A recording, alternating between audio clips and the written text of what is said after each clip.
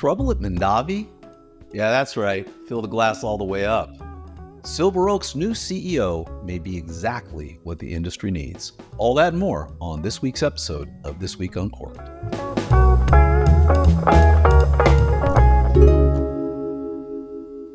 Hello, everybody, and welcome to episode 41 of This Week Uncorked for Monday, April 28th, 2025. I'm Brett Martin from Cork & Journey, your number one source for corkage fees, winery reviews, wine reviews, restaurant reviews, and more.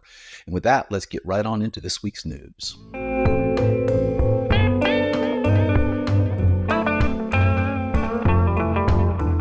W. Blake Gray, who I just love this guy, has a great article on over at Wine Searcher entitled Robert Mondavi Wine's Long, Slow Decline. He basically sums up the disaster that is these low-level wine labels and the damage it can do. You know, Mondavi has super expensive wine. They have super cheap wine. Well, they got purchased by Constellation Brands. From the article, last week, Constellation Brands, which bought Robert Mondavi Winery in 2004, announced it would be selling two of Mondavi Brands' cheaper labels, Woodbridge and Robert Mondavi Private Selection, to the wine group, which is best known for clever marketing of cheap wine. My favorite brand name is theirs, Running with Scissors. Constellation is, for now, keeping the flagship Robert Mondavi Winery brand and its showcase winery at the heart of Napa Valley, which has been completely remodeled. But it's hard to see how Constellation will be able to maintain an upscale image for the brand when the wine group is poised to put Robert Mondavi Private Selection on the bottom of every supermarket shelf. This is why years ago, Constellation stopped calling the other brand it sold, Woodbridge by Robert Mondavi. They dropped the by Robert Mondavi part. I don't know the terms of the deal, but it's likely Wine Group cannot restore the Robert Mondavi part of the Woodbridge name. But with Robert Mondavi Private Selection, well, that's the name. And it really does. Private Selection sounds like Mondavi is offering you something special from his cellar. But in fact, these are $7 wines. Robert Mondavi Winery Napa Cabernet is a $50 wine. Mondavi to Colin Reserve is a $200 wine. Why would consumers want to spend $200 when they can get Private Selection for $7 from the same guy for a fancy cup of coffee, basically? You know, it's crazy. I have a bottle of the To Colin Private Reserve here. Fantastic wine. You go to Mondavi Winery. I mean, they make great wine still, but the damage to the brand, which is what W. Blake Gray is talking about here, I don't know. I don't know how they get around it. You know, a lot of these low tier labels, they really don't have anything to do with the main label. And it's unfortunate because I do think it's going to cause some serious damage. And I think he is spot on with that. Moving on. This is going to be the only article like this week, I promise. The Guardian has an article. In the red, global wine sales fall to the lowest level since 1961. The good news just keeps pouring in. We talk about this every week. I really just wanted to limit it. It's been tariffs and low wine sales, but worldwide consumption of wine fell in 2024 to its lowest level in more than 60 years, the main trade body has said, raising concerns about new risks from U.S. tariffs. There we go again. The International Organization of Vine and Wine, OIV, said on Tuesday that 2024 sales fell 3.3% from the previous year to 214.2 million hectoliters. The OIV, whose report is based on government figures, said this would be the lowest sales figure since 1961, when sales were 213.6 million hectoliters.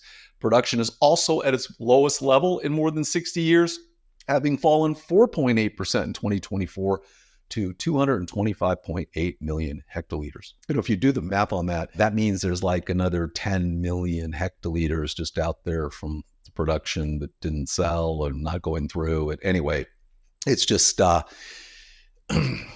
problem, but we may have an answer for that. And that's in an article a little lower down.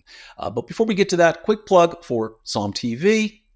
We've got 50% off your monthly subscription if you head over to the link actually that is in the show notes here or down on the YouTube. If you head over to that link, you'll get for $3.49 a month, you will have SOMM TV, movies, interviews, everything about wine, blind tastings, you name it. It's all there. It's all over at sommtv.com. Check it out. The world of wine at your fingertips with your remote control. And also another shout out to Rex Pickett from rexpickettbooks.com. He's the author of Sideways. There's 4 Sideways books. You can head over there. He will autograph them. He will write anything you want in there. And if you use the code Cork10, you will get 10% off your entire purchase. That's over at rexpickettbooks.com. Now, moving on with the news. Funny article from Tom Capo over at Wine Enthusiast. Can Hollywood please get wine right? There are so many times you're watching a movie and there's something going on with the wine, and he kind of lists all of his pet peeves about Hollywood and wine. 2 of them really jumped out at me. First one here. We've all seen it before. A young person brings a bottle of wine to dinner at their in-laws' house, and the mother-in-law looks skeptically at the bottle, sneers and says, "A screw cap. How convenient." And then the laugh track hits. Remember, screw caps are better than corks. It's been proven over and over and over and over again. But, there's something romantic about cork on a bottle, and there's nothing romantic about cracking that screw cap. But anyway, that cracked me up. The one that really got me is the amount of wine poured into a glass should be around 5 or 6 ounces. Stop putting 3 times that much in oversized glasses. Have you ever tried to hold and swirl? I swear some of these, there's like a whole bottles in these glasses. They fill them all the way up to the top. That's the same pet peeve we talked about a few weeks ago about when you're at a restaurant and they come and you cork your bottle, whatever, and they fill up your glass. You're like, what are you doing? Anyway, funny article. Check it out. You probably will enjoy it. And lastly, kind of tying into the article just before we started talking about SOMM TV, the San Francisco Chronicle has an article on Napa's Silver Oak Winery names a surprising new CEO. And maybe this is what the industry needs. I keep talking to wine people over and over again. They're like, we have to do something different. We have to engage, millennials. We've got to get people, in that 25 to 35 age bracket to start to drink wine again. And so Silver Oak announced on Wednesday new CEO Jared Fix, who most recently served as CEO of the shoe company Tom's. Longtime Silver Oak CEO and proprietor Dave Duncan moved into an executive chairman role. Before joining Tom's last June, Fix has served as chief transformation officer for the buzzy shoe brand Allbirds, one of my favorite brands of shoes, and COO for the pharmaceutical startup Alto, and as chief commercial officer for the e-cigarette company Juul. Although unusual for the wine industry, Fix's varied resume will be an asset to Silver Oak, Duncan said.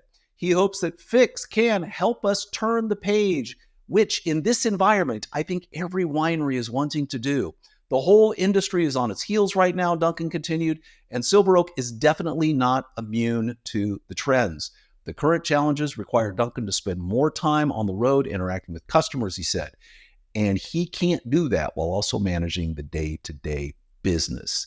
So maybe Fix can fix things, not just for Silver Oak. I don't think they're in that much trouble, but come up with some ways, kind of get wine back on the map for a lot of people. You like that? Fix can fix things? Yeah, came up with that. I've got a lot going on here.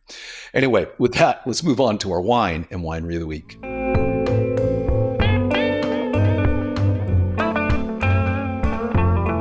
All right, we're going to talk about Gandona. Gandona is a winery that is on Pritchett Hill in San Helena. You wind up a long dirt road. It's kind of like Valle de Guadalupe.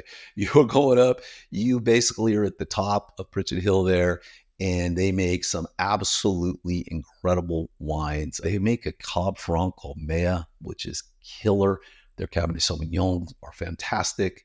Just a beautiful winery, beautiful property, and you have to have reservations to get there. You definitely have to call ahead. You've got to book the entire thing. Very kind of exclusive, boutique-y kind of winery, but well worth it. So if you get a chance, I would definitely head over and check out Gandona. It was one of the best tastings we've ever done. Just absolutely from a setting, it's just absolutely gorgeous, as you can see from the pictures as well. And we also did an interview with Anton Van De Plas, which he told us the entire Gandona winery story. Did a really, really nice interview with him. Anton's not there anymore, but I would definitely, you may want to check out that video. It is great interviews. He kind of takes you through the whole history of Gandona, where they're at, what they're doing, while they're doing things the way they are. So anyway, check out that as well.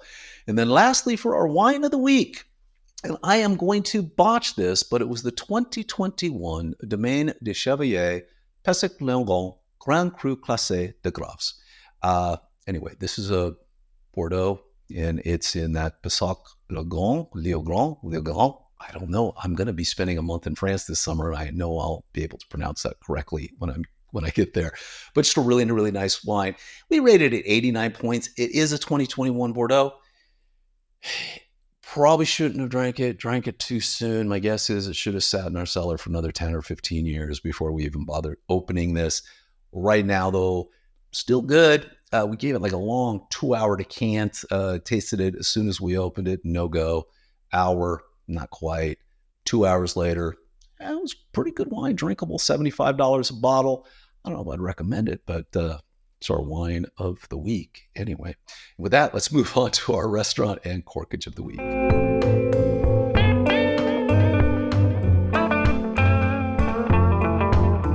Going a bit off the beaten path here. This is a restaurant in Las Vegas, but not the Las Vegas you know. This is nowhere near the Strip. This is in the suburbs. There are 3 big suburbs in Las Vegas. You've got Southern Highlands, you've got Henderson, you have Summerlin. Those are kind of the main areas where people actually live.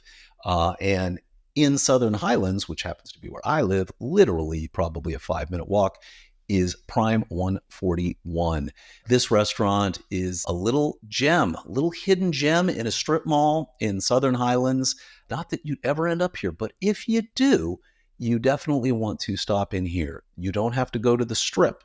We don't have to go to the Strip when we want a really, really nice dinner. Steak, seafood, outstanding. Shout out to Chef Tyler Frederick. Shout out to Serena. Shout out to Casey, Rala, Mercedes, the entire staff over there. This is a place we go to all the time. Usually don't do reviews on places where we actually frequent all the time, but kind of had to do it. Their corkage fee is $45. There's no limit, but $45 per bottle. They do have a very, very nice wine list, reasonably marked up, but I will tell you the food is outstanding. The service is outstanding.